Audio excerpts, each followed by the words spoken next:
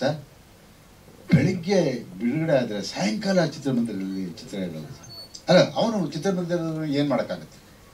10, 12 ಜನ, 3 ಜನ, 4 ಜನಕ್ಕೆ ಅವನು ಶೋ ಕೊಡೋಕ್ಕಾಗುತ್ತೆ? ಅದನ್ನು ನಾವು ಯೋಚನೆ ಮಾಡೋಕ್ಕಲ್ವ? ಇವತ್ತಿನ ದಿವಸ 3 ಲಕ್ಷ 4 ಲಕ್ಷ ಬಾಡಿಗೆ ಇದೆ. ಇದೆಲ್ಲನೂ ನಾವು ನೋಡಿಕೊಂಡೆ ಇವತ್ತು ನಾವು ನಮ್ಮ ಕನ್ನಡ ಚಿತ್ರರಂಗಕ್ಕೆ ಒಳ್ಳೆಯದಾಗಬೇಕು ಅಂತ ಹೇಳಿಬಿಟ್ಟು ನಮ್ಮ ಮಾನ್ಯ ಮುಖ್ಯಮಂತ್ರಿಗಳನ್ನ ಇಟ್ಕೊಂಡು ಇವತ್ತು ಮಲ್ಟಿಪ್ಲೆಕ್ಸಲ್ಲಿ 200 ರೂಪಾಯಿಗಳಿಗೆ ಮೇಲೆ ಟಿಕೆಟ್ ದರ ಇರಬಾರ್ದು ಅಂತ ಹೇಳ್ಬಿಟ್ಟು ಈಗ ನಾವು ತೀರ್ಮಾನ ಹೇಳಿ ಮುಖ್ಯಮಂತ್ರಿನ ಒಪ್ಪಿಸ್ಕೊಂಡಿದ್ವಿ. ಯಾಕೆ ಅಂತ ಹೇಳಿದ್ರೆ ಯಾವುದೋ ಚಿತ್ರ ಪುಷ್ಪ ಅನ್ನೋ ಒಂದು ಚಿತ್ರ ಬಿಡುಗಡೆ ಆಯಿತು. ಬಿಡುಗಡೆ ಆದ ಸಂದರ್ಭದಲ್ಲಿ 1.5 ಲಕ್ಷ 1.5 ಸಾವಿರ 2,000 ಗೋಲ್ಡ್ ಕ್ಲಾಸ್ಗೆ. ಇವಾಗ ಅದೇನಿಲ್ಲ, ಎಲ್ಲ ಸಮಾನವಾಗಿ. ಯಾಕೆ ಅಂತ ಹೇಳಿದ್ರೆ ಅಲ್ಲಿ ತಮಿಳ್ನಾಡಲ್ಲಿ 150 ರೂಪಾಯಿಗೆ ರಜನಿಕಾಂತ್ ಪಿಕ್ಚರ್ ತೋರಿಸ್ತಾರೆ ಮಲ್ಟಿಪ್ಲೆಕ್ಸಲ್ಲಿ. ಅದೇ ಇಲ್ಲಿ ರಜನಿಕಾಂತ್ ಪಿಕ್ಚರು 1,000 1,500. ನಮ್ಮ ರೆವಿನ್ಯೂ ಎಲ್ಲಿಗೆ ಹೋಗುತ್ತೆ?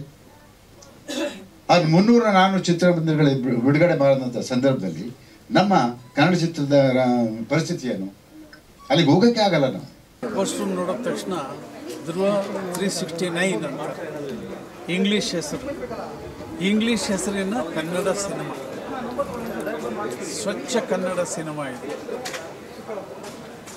ಇದು ಟೀಸರ್ ನೋಡಿದ್ದೀರ. ಟೀಸರೆಲ್ಲ ನಿಮಗೆಲ್ಲ ಇಷ್ಟ ಆಗಿರ್ಬೋದು ಅಂತ ನನಗನ್ಸುತ್ತೆ. ಚಿತ್ರದಲ್ಲಿ ರಾಜ್ಕುಮಾರ್ ಅವರು ಅಥವಾ ಪುನೀತ್ ಅವರು ಅಭಿನಯಿಸಿಲ್ಲ, ಅವರನ್ನು ಮತ್ತೆ ಸೃಷ್ಟಿ ಮಾಡಿ ಅವರ ಅಭಿನಯ ನೋಡುವಂಥ ಭಾಗ್ಯವನ್ನು ಈ ಟೀಸರ್ ಕಲ್ಪಿಸಿದೆ.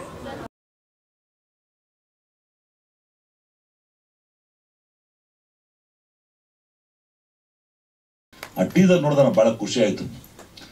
ಎಲ್ಲೋ ಒಂದು ಮೂಲೆಯಲ್ಲಿ ನಾನು ಬೇರೆ ಫಸ್ಟ್ ಗ್ರಾಫಿಕಾ ಆ್ಯನಿಮೇಷನ್ನ ಏನು ಅರ್ಥ ಆಗ್ತಿಲ್ಲ ಸಾಹೇಬ್ರೆ, ಒಂದಣ ಇದೇನು ಕತೆ ಕೇಳಬೇಕಲ್ಲ, ಅದಕ್ಕೆ ಫಸ್ಟ್ ನಿರ್ದೇಶನ ಕೇಳಿದೆ ಏನಂತ ಕತೆ.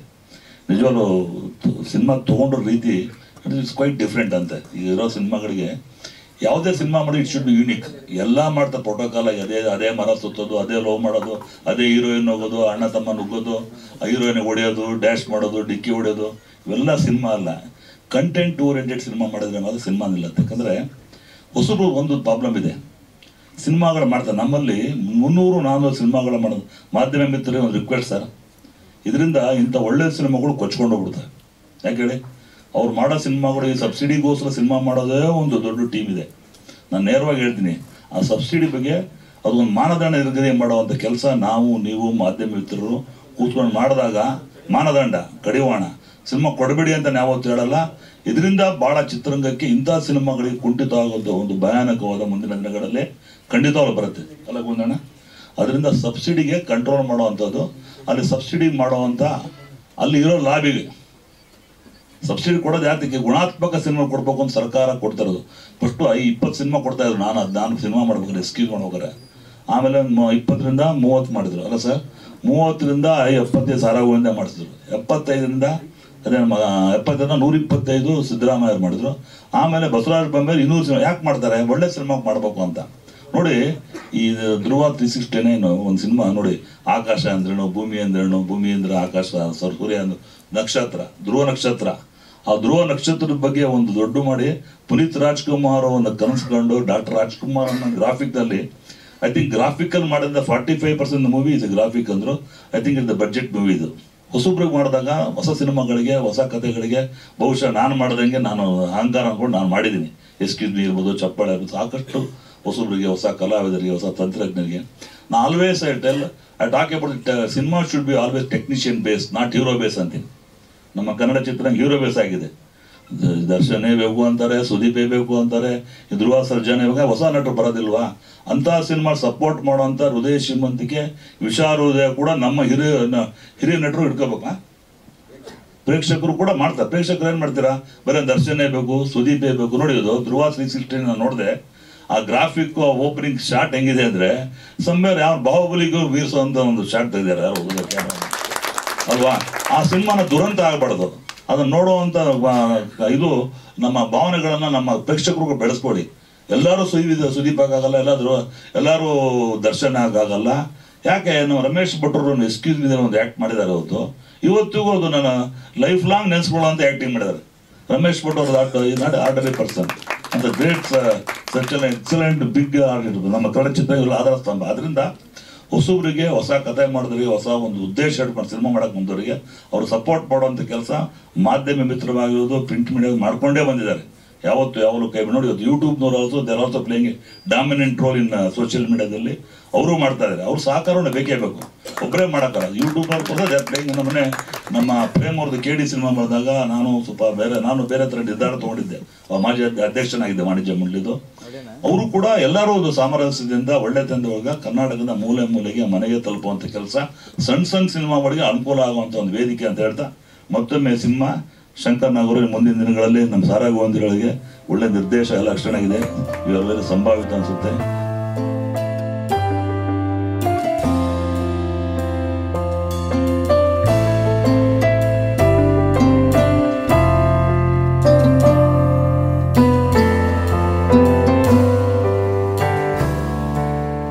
ನಮ್ಮ ಧ್ರುವ 369 ಈ ಚಿತ್ರ ಕೃತಯುಗದಲ್ಲಿ ನಡೆದ ಒಂದು ಸತ್ಯ ಘಟನೆ. ನೀವು ಆಕಾಶದಲ್ಲಿ ನೋಡಿರ್ಬೋದು, ಪ್ರತಿದಿನ ಅನೇಕ ನಕ್ಷತ್ರಗಳು ಕಾಣಿಸುತ್ತೆ. ಎಷ್ಟೇ ವರ್ಷ ಆದರೂ ನಾವಿಲ್ಲದೆ ಇದ್ರೂ ಕೆಲವೊಂದು ನಕ್ಷತ್ರಗಳು ಸತತವಾಗಿ ಆಕಾಶದಲ್ಲೇ ಇರುತ್ತೆ. ಅಂತ ಒಂದು ನಕ್ಷತ್ರ ಧ್ರುವ ನಕ್ಷತ್ರ. ಆ ಧ್ರುವ ನಕ್ಷತ್ರದ ಕಥೆಯಲ್ಲಿ ಇರುವಂಥ ಸಾರಾಂಶವನ್ನು ತೆಗೆದುಕೊಂಡು ನಾವು ಏನು ಮಾಡೋದಕ್ಕಾಗತ್ತೆ ಅಂತ ಮಾಡಿರುವಂಥ ಚಿತ್ರ ಧ್ರುವ 369. ಅದರಿಂದ ಇನ್ಸ್ಪೈರ್ ಆಗಿ ಈಗಿನ ಜನಾಂಗ, ಈಗಿರುವಂಥ ಮಕ್ಕಳು ಏನು ಮಾಡಿದ್ರು ಅನ್ನೋದು ಚಿತ್ರದ ತಿರುಳು. ಈ ಚಿತ್ರದಲ್ಲಿ 45% ಗ್ರಾಫಿಕ್ಸ್ ಅಲ್ಲೇ ಇರುತ್ತೆ. ಈ ಕಥೆನ ಯಾವ ರೀತಿ ಹೇಳ್ಬೇಕು, ಯಾವ ರೀತಿ ತೋರಿಸ್ಬೇಕು ಅಂದ್ಕೊಂಡಾಗ ತಪ್ಪು ತಿಳ್ಕೊಬೇಡಿ. ಸ್ವಲ್ಪ ಆರೋಗ್ಯ ಸರಿ ಇಲ್ಲದೆ ಇರೋದ್ರಿಂದ ಮಾತಾಡೋದು ಸ್ವಲ್ಪ ಕಷ್ಟ ಆಗತ್ತೆ. ಮತ್ತೆ ಪುನೀತ್ ರಾಜ್ಕುಮಾರ್ ಅವ್ರನ್ನ ಧ್ರುವನ ಪಾತ್ರದಲ್ಲಿ ತೋರಿಸುವಾಗ ತಂದೆ ಪಾತ್ರದಲ್ಲಿ ಯಾರನ್ನ ತೋರಿಸೋದಕ್ಕೆ ಸಾಧ್ಯ? ಅವ್ರು ಬಿಟ್ರೆ ಇನ್ಯಾರು ಆ ಪಾತ್ರಕ್ಕೆ ಸೂಕ್ತ ಅಲ್ಲ. ಮತ್ತೆ ಅವರಿಬ್ಬರ ನಡುವೆ ಇರುವಂತಹ ಬಾಂಧವ್ಯನ ಬೇರೆಯವ್ರು ಯಾರು ಸೃಷ್ಟಿ ಮಾಡೋದಕ್ಕಾಗಲ್ಲ. ಅದನ್ನ ಸೂಕ್ಷ್ಮವಾಗಿ ತಿಳ್ಕೊಂಡು ಅವರ ಅನೇಕ ಚಿತ್ರಗಳು, ಭಕ್ತ ಪ್ರಹ್ಲಾದನ ರೀಸೆಂಟಾಗಿ ನಾನು ಒಂದು 20 ಸಲ ನೋಡಿರ್ಬೋದು. ಅದನ್ನ ನೋಡಿ ಈ ಚಿತ್ರದಲ್ಲಿ ಏನ್ ಮಾಡೋದಕ್ಕಾಗತ್ತೆ, ಹೊಸದಾಗಿ ಏನ್ ಮಾಡೋಕ್ಕಾಗತ್ತೆ ಅಂತ ಹೇಳ್ಬಿಟ್ಟು ಮಾಡಿದ್ರಿ. ಇದು ಚಿತ್ರದಲ್ಲಿ ಬರುವಂತ ಒಂದು ಪ್ರಸಂಗ. ಇದು ಆದಷ್ಟು ಬೇಗ ಬಿಡುಗಡೆ ಮಾಡಬೇಕು. ಮತ್ತು ನಿರ್ದೇಶಕರು, ನಿರ್ಮಾಪಕರು, ತಾಂತ್ರಿಕ ಸಲಹೆಗಾರರೆಲ್ಲ ಆದಷ್ಟು ಒಂದು ರಮೇಶ್ ಭಟ್ ಅಂತ ಹಿರಿಯ ಕಲಾವಿದರನ್ನು ಇಟ್ಕೊಂಡು ಮಾಡಿದ್ದೀರಾ. ನಿಮ್ಗೆಲ್ರಿಗೂ ಒಳ್ಳೆಯದಾಗಲಿ. ನಿಮ್ಮೆಲ್ಲರೂ ಹಿಂದೆ ಅಣ್ಣವರ ಅಭಿಮಾನಿಗಳು ನಾವೆಲ್ಲರೂ ಇದ್ದೇ ಇರ್ತೀವಿ ಅಂತ ಹೇಳಿ ಈ ಸಂದರ್ಭದಲ್ಲಿ ಹೇಳಕ್ಕೆ ಇಚ್ಛೆಪಡ್ತೀನಿ. ಚಿತ್ರದ ಪಾತ್ರಧಾರಿಗಳು ಗ್ರಾಫಿಕಲ್ ಎಲ್ಲೂ ಹೋಗಲ್ಲ. ಮಾಡೋ ಸಾಧನೆಗಳು ಇರ್ಬೋದು, ಉದಾಹರಣೆಗಳು ಇರ್ಬೋದು. ಅವ್ರ ಇನ್ಸ್ಪಿರೇಷನ್ ಆಗಕ್ಕೆ ಅವರ ಒಂದು ಕಲ್ಪನಾ ಶಕ್ತಿಯಲ್ಲಿ ಅವರು ಅದನ್ನೆಲ್ಲ ನೋಡ್ಬೋದು ಅಂತ ನಾನು ಅಂದ್ಕೊಂಡಿದ್ದೀನಿ. ಯಾಕೆಂದರೆ ಏನೋ ಒಂದು ಕತೆ ಹೇಳುವಾಗ ಹಾವು ಅಟ್ಟಿಸ್ಕೊಂಡು ಬರುತ್ತೆ ಅಂತ ಹೇಳ್ತೀನಿ. ಆ ಹಾವು ಅಲ್ಲಿರಲ್ಲ ಶೂಟಿಂಗ್ ಟೈಮಲ್ಲಿ, ಆಮೇಲೆ ಅದು ಗ್ರಾಫಿಕಲ್ಲಿ ಚಿತ್ರ ಆಗಿರ್ಬೋದು. ಆ ವಿಜುವಲ್ಲು ಅದು ನೋಡಿದಾಗಲೇ ಅದರ ಅನುಭವ ಸಿಕ್ಕೋದು ಹೊರತು ನಾನು ಹೇಳಿದ್ರೆ ಅದರ ಅನುಭವ ಸಿಕ್ಕೋದಿಲ್ಲ. ಹಾಗಾಗಿ ಚಿತ್ರ ಎಲ್ಲರೂ ನೋಡಿ, ಅಭಿಮಾನಿಗಳೆಲ್ಲ ನೋಡುವಂಥ ಒಂದು ಒಂದು ಒತ್ತು ಮಾಧ್ಯಮ ಮಿತ್ರಗಳು ಕೊಡಬೇಕು ಅಂತ ನಾನು ಕೇಳ್ಕೊಳ್ತೀನಿ. ಯಾಕೆಂದರೆ ಈ ಥರ ವರ್ಕು ಎಲ್ಲ ಸಿನಿಮಾದಲ್ಲಿ ಮಾಡಲಿಕ್ಕೆ ಸಿಗಲ್ಲ. ನಮಗೆ ಈ ಥರ ವರ್ಕ್ ಮಾಡಬೇಕಂತ ಆಸೆ ಇರ್ತದೆ. ನಮಗೆ ಒಂದು ಬಾಹುಬಲಿ ಥರ ಮಾಡಬೇಕು, ಆ ಮೂವಿ ಥರ ಮಾಡಬೇಕು, ಅನಕೊಂಡ ಥರ ಮಾಡಬೇಕು ಅಂತ ಆಸೆ ಇರ್ತದೆ ಎಲ್ಲ VFX ಆರ್ಟಿಸ್ಟ್ಗಳಿಗೆ. ಆದರೆ ಆ ಥರ ಆಸೆಗೆ ಒಬ್ಬ ಡೈರೆಕ್ಟರ್ಗಳು ಪೂರಕ ಆಗಬೇಕು ಅಲ್ವಾ? ಹಾಗಾಗಿ ಅದಕ್ಕೆ ಒಂದು ಪೂರಕ ಆಗಿರೋ ನಮ್ಮ ಡೈರೆಕ್ಟರ್ಗಳಿಗೆ, ಈ ನಮ್ಮ ಶಂಕರಣ್ಣವರಿಗೆ ಎಲ್ಲ ಕ್ರೆಡಿಟ್ ಸಿಗ್ತದೆ. ಹಾಗೆ ಮತ್ತು ಪ್ರೊಡ್ಯೂಸರ್ಗಳು ಕೂಡ ನಮಗೆ ಅಷ್ಟೇ ಸಪೋರ್ಟ್ ಕೊಡಬೇಕು. ಹಾಗಾಗಿ ಈ ಥರ ಒಂದು ಟೀಸರನ್ನು ಮಾಡಲಿಕ್ಕೆ ಸಾಧ್ಯ ಆಯಿತು. ಇದಕ್ಕೆ ತುಂಬ ಸಮಯ ತಗೊಂಡಿದ್ದೇವೆ ನಾವು. ಅಂದರೆ ಕಾನ್ಸೆಪ್ಟ್ ಆರ್ಟ್ಗಳನ್ನು ಇದು ಆಲ್ಮೋಸ್ಟ್ ಎಷ್ಟು 1 ಇದೆ. ಅಂದರೆ ಒಂದೊಂದು ಸೀನಿಗೆ ತುಂಬ ಟೈಮ್ ತಗೊಳ್ತದೆ. ಈಗ ಒಂದು ಕಾನ್ಸೆಪ್ಟ್ ಆರ್ಟನ್ನು ಮಾಡಿ ಆ ಥರ, ಈಗ ಅರಮನೆ ಸೀನ್ ನೋಡಿದ್ರಿ, ಅದೆಲ್ಲ ಹ್ಯಾಂಡ್ಮೇಡ್ ಸ್ಕಲ್ಪ್ಚರ್ಗಳು. ನಾವು ಆ ಮಾಡೆಲ್ಗಳನ್ನೆಲ್ಲ ನಾವು ರೆಡಿ ಮಾಡಿ ಆಮೇಲೆ ಅದನ್ನು ಈ ಥರ ಬರ್ತದೆ ಅಂತ ವಿಜುವಲೈಸೇಷನ್ ಕೊಟ್ಟು ಆಮೇಲೆ ಅದರದ್ದು ಡೈರೆಕ್ಟ್ರದ್ದು ಫೈನಲೈಸ್ ಆದಮೇಲೆ ಅದರದ್ದು ಫೈನಲ್ ರೆಂಡರ್ ಏನಿದೆ, ಕಲರಿಂಗ್ ಏನಿದೆ ಅದೆಲ್ಲ ಮಾಡಬೇಕು. ಹಾಗೆ ತುಂಬ ಮತ್ತು ಅದರಲ್ಲಿ ನಾವು ಈಗೇನು ರಾಜ್ಕುಮಾರ್ ಅವರು ಮತ್ತು ಪುನೀತ್ ರಾಜ್ಕುಮಾರ್ ಅವರನ್ನು ಮಾಡಿದ್ದೇವಲ್ಲ, ಅದು ತುಂಬ ಕಾಂಪ್ಲಿಕೇಶನ್ಸ್. ಅಂದರೆ ನಮಗೆ ಅದಕ್ಕೆ ಬೇಕಾದಂಥ ಯಾವುದೇ ಮಟೀರಿಯಲ್ ಸಿಗಲ್ಲ, ರಾ ಮೆಟೀರಿಯಲ್ಸ್. ಈಗ ರಾಜ್ಕುಮಾರ್ ನಮ್ಮ ಹತ್ರ ಇಲ್ಲ, ರಾಜ್ಕುಮಾರ್ ಅವರು ಇದ್ದರೆ ನಾವು ಅದನ್ನು ಸ್ಕ್ಯಾನ್ ಮಾಡಿ 3D ಸ್ಕ್ಯಾನ್ ಮಾಡಿ ಎಲ್ಲ ತೆಗಿಬಹುದು. ಈಗ ಅವರಿಲ್ಲ, ಅವರಿಗೋಸ್ಕರ ನಾವು ಅವರ ಹಳೆ ಫೋಟೋಸನ್ನೆಲ್ಲ ಕಲೆಕ್ಟ್ ಮಾಡಿ ಅದರಲ್ಲಿ ಸಹ ನಮಗೆ ತುಂಬ ಕಾಂಪ್ಲಿಕೇಶನ್ ಇರುತ್ತೆ. ನಮಗೆ ಒಂದು ಫೋಟೋ ಇದ್ದಾಗ ಇನ್ನೊಂದು ಫೋಟೋದಲ್ಲಿ ಇರ್ತದೆ, ಮುಖದಲ್ಲಿ ಬದಲಾವಣೆ ಇರ್ತದೆ, ಮೇಕಪ್ ಬದಲಾವಣೆ ಇರ್ತದೆ, ಹಾಗೆ ತುಂಬ ಸಮಸ್ಯೆ. ಅದರಲ್ಲಿ ಸಹ ಕ್ಲಾರಿಟಿ ಇರೋದಿಲ್ಲ. ಅದೆಲ್ಲ ಹಳೆ ಫೋಟೋ ಕಲೆಕ್ಟ್ ಮಾಡಿ 100 ಫೋಟೋಗಳನ್ನು ಕಲೆಕ್ಟ್ ಮಾಡಿ ಅವರು ಈ ಆ್ಯಂಗಲಿಂದ ಹೇಗೆ ಕಾಣಿಸ್ತಾರೆ, ಈ ಆ್ಯಂಗಲಿಂದ ಹೇಗೆ ಕಾಣಿಸ್ತಾರೆ ಎಲ್ಲ ಮಾಡಿ ಅದನ್ನು 3D ಸ್ಕಲ್ಪ್ಚರ್ ಮಾಡಬೇಕಾಯ್ತು. ಇಲ್ಲ ಎಲ್ಲಿ ನಿಮಗೆ ಈ ಥರ ವಿಡಿಯೋಸ್ ಮಾಡಲಿಕ್ಕೆ ಅಷ್ಟೊಂದು ಬರಲ್ಲ. ಇದರಲ್ಲಿ ನಿಮಗೆ 10 ಬಿಟ್ ಔಟ್ಪುಟನ್ನು ಕೊಡಬೇಕಾಗ್ತದೆ. ಥಿಯೇಟ್ರಿಗೆ ಬರುವಂಥ ಯಾವುದೇ ಬರಲ್ಲ. ಅದರಲ್ಲಿ ನೀವು ಯೂಟ್ಯೂಬಲ್ಲಿ ನೋಡ್ಬೋದು. ಅದರಲ್ಲಿ ಸಹ ತುಂಬ ಆರ್ಟಿಫೆಕ್ಟ್ಸ್ ಇರ್ತದೆ. ನಿಮಗೆ ಒಮ್ಮೆ ಕಣ್ಣು ಈಚೆ ಹೋಗ್ತದೆ, ಆಚೆ ಹೋಗ್ತದೆ. ಅದು ವಿಡಿಯೋಸ್ ಇನ್ನೂ ಸಿನಿಮಾ ಕ್ವಾಲಿಟಿಗೆ ಬರಲಿಲ್ಲ ಯಾವುದು ಸಹ ಎಲ್ಲಿ. ಬಟ್ ನೀವು ಇಮೇಜನ್ನು ರೆಡಿ ಮಾಡ್ಕೊಡ್ಬೋದು. ನಿಮಗೆ ವಿಜುವಲೈಸೇಷನ್ ಹೀಗೆ ಬರ್ತದೆ, ಒಂದು ಐಡಿಯಾ ತಗೊಳ್ಳಿಕ್ಕೆ ಏನು ಯೂಸ್ ಮಾಡ್ಬೋದು. ಅದಕ್ಕೆ ಬರ್ತೀನಿ. ಹಿಂದೆ ಒಂದು ಸ್ಕ್ರೀನ್ ಕಮೆಂಟಿಂದ ಮಾಡಿದ್ದಾರೆ, ಫಸ್ಟ್ ಕಮ್ ಫಸ್ಟ್ ಸರ್ವ್ ಅಂತಾರಲ್ಲ, ಯಾರ್ದು ಚಿತ್ರ ಫಸ್ಟ್ ಸೆನ್ಸರ್ ಆಗುತ್ತೋ ಅವರು ಸ್ಕ್ರೀನ್. ಅದು ಭಾಳ ಸೊಗಸಾಗಿ ನಡೀತಾ ಇತ್ತು. ಅದಕ್ಕೆ ಚೇರ್ಮನ್ ನಾನೇ ಆಗಿದ್ದೆ. ಆ ಕಮಿಟಿಗೆ ಚೇರ್ಮನ್ ನಾನೇ ಆಗಿದ್ದೆ. ಪ್ರತಿ ವಾರ ಯಾವುದು ಬಂದಿದೆ ಸೀನಿಯರಿಟಿ ನೋಡಿಕೊಂಡು 2 ಪಿಕ್ಚರ್ ಮಾತ್ರ ಬಿಡುಗಡೆಗೆ ಅವಕಾಶ ಕೊಡ್ತಾ ಇದ್ದೋ. ಹಬ್ಬ ಹರಿದಿನಗಳು ಬಂದರೆ ಇನ್ನೊಂದು ಚಿತ್ರ ಕೊಡ್ತಾ ಇತ್ತು. ಇದನ್ನು ನಮ್ಮವರೇ ಹೊಡೆದ್ರು, ನಮ್ಮವರೇ ಇದನ್ನು ಹೊಡೆದ್ರು. ಇವತ್ತಿನ ದಿವಸ ನೀವು ಆ ಕಮಿಟಿ, ಆ ಸ್ಕ್ರೀನಿಂಗ್ ಕಮಿಟಿ ನಮ್ಮ ಕೈಲಿ ಕಂಟ್ರೋಲಲ್ಲಿ ಇಲ್ಲ. ಯಾಕೆ ಅಂತ ಹೇಳಿದ್ರೆ ಆವಾಗ ಬರ್ತಿದ್ದು 100-120 ಚಿತ್ರಗಳು ಬರ್ತಾಯಿತ್ತು, ಎಲ್ಲ ದೊಡ್ಡ ದೊಡ್ಡ ಕಲಾವಿದರದ್ದು. ಆದರೆ ಈಗಿಲ್ಲ, ಆ ಪರಿಸ್ಥಿತಿ ಇಲ್ಲ. 300 ದಾಟದ ಮೇಲೆ ನಾವು ಹೆಂಗೆ ಕಂಟ್ರೋಲ್ ಮಾಡೋಕ್ಕಾಗುತ್ತೆ? ಅವ್ನು ಹೇಳ್ತಾನೆ, ಅರೆ ನಾನು ಚಿತ್ರ ಮಾಡಿದ್ದೀನಿ ಸರ್, ನಾನು ಬಿಡುಗಡೆ ಮಾಡ್ತೀನಿ, ನನಗೆ ಯಾಕೆ ನೀವು ಸ್ಕ್ರೀನಿಂಗ್ ಕಮಿಟಿ ತರ್ತೀರಾ? ನನಗೆ ಇಂಥದ್ದೇ ಡೇಟು, ಈ ಡೇಟಲ್ಲಿ ಮಾಡಿದ್ರೆ ನನಗೆ ಅದ್ದೂರಿಯಾಗಿ ಹೋಗುತ್ತೆ, ನನಗೆ ಅವಾರ್ಡ್ ಬರುತ್ತೆ, ಇವೆಲ್ಲ ಮನಸ್ಸಲ್ಲಿ ಇಟ್ಕೊಂಡಿರ್ತಾನೆ. ಯಾರೋ ಒಬ್ಬ ಶಾಸ್ತ್ರದವ್ನು ಹೇಳ್ಬಿಟ್ಟಿರ್ತಾನೆ, ಆ ಮಾತು ಕೇಳ್ಕೊಂಡು ಇವರು ಬೀಳ್ತಾರೆ. ಹಾಗಾಗಿ ಈಗ ಸ್ಕ್ರೀನಿಂಗ್ ಕಮಿಟಿ ಮಾಡೋಕ್ಕೆ ಸಾಧ್ಯನೇ ಇಲ್ಲ, ಅದು ಆಗೋದು ಇಲ್ಲ, ನಮ್ಮ ಕೈಯಲ್ಲೂ ಇಲ್ಲ. ನಾನು ಕೇಳ್ಕೊಳ್ಳೋದಿಷ್ಟೇ, ತಮಿಳುನಾಡು ಮತ್ತು ಬೇರೆ ಬೇರೆ ರಾಜ್ಯಗಳನ್ನು, ಕೇರಳ ಇವನ್ನೆಲ್ಲ ನೋಡಿದಾಗ ನಮಗೆ ಯಾಕೆ ನಮ್ಮಲ್ಲಿ ಇಂಥ ನಿರ್ದೇಶಕರು ಕೊರತೆ ಇದೆಯಾ ಅನ್ನೋದು ಇದು ನಮ್ಮನ್ನು ಕಾಡ್ತಾ ಇದೆ. ಹಾಗಾಗಿ ನೀವು ಕತೆಗೆ ಹೆಚ್ಚು ಒತ್ತನ್ನು ಕೊಟ್ಟು, ಹೆಚ್ಚು ಒತ್ತು, ಅದಕ್ಕೆ ಹಣ ಎಷ್ಟು ಖರ್ಚಾಗೋದು ಅದಾದಮೇಲೆ, ಬಟ್ ಮೊದಲನೇದಾಗಿ ನೀವು ಹೆಜ್ಜೆ ಇಡುವಾಗಲೇ ಕತೆಗೆ ಹೆಚ್ಚು ಒತ್ತನ್ನು ಕೊಟ್ಟು, 1 ಅಲ್ಲ 2 ಅಲ್ಲ 3. ಈಗ ಕೂತ್ಕೊಂಡ ತಕ್ಷಣ ಒಂದು ಟೈಟ್ಲ್ ಸಿಗಿದ ತಕ್ಷಣ ನಾಳೆ ರಿಜಿಸ್ಟರ್ ಮಾಡ್ತೀರಾ, ನಾಡಿದ್ದು ಕತೆ ಬರ್ಸೋಕ್ಕೆ ಶುರು ಮಾಡ್ತೀರಾ, ನೆಕ್ಸ್ಟ್ ಮಂತು ಇದು ಏನೋ ಶೂಟಿಂಗ್ ಪ್ರಾರಂಭ ಮಾಡ್ತೀರಾ. ಅದು ಬೇಡ. ಒಂದು 6 ತಿಂಗಳು ಅದಕ್ಕೆ ಶ್ರಮ ಪಡಿ, ಆವಾಗ ಒಳ್ಳೆ ಚಿತ್ರ ಮಾಡೋಕ್ಕೆ ಸಾಧ್ಯ ಆಗುತ್ತೆ. ಬಹುಶಃ ನೋಡ್ತೀರಾ, ಸುಮಾರು 250-300 ಚಿತ್ರಗಳು ಕರ್ನಾಟಕದಲ್ಲಿ ಬಿಡುಗಡೆ ಆಗ್ತಾ ಇದೆ. ಬಿಡುಗಡೆ ಆದಂಥ ಸಂದರ್ಭದಲ್ಲಿ ಬೆಳಿಗ್ಗೆ ಒಂದು ದಿನ ನಾನು ನೋಡಿದೆ ಪತ್ರಿಕೆಯಲ್ಲಿ 12 ಚಿತ್ರಗಳು ಬಿಡುಗಡೆ ಆಯಿತು.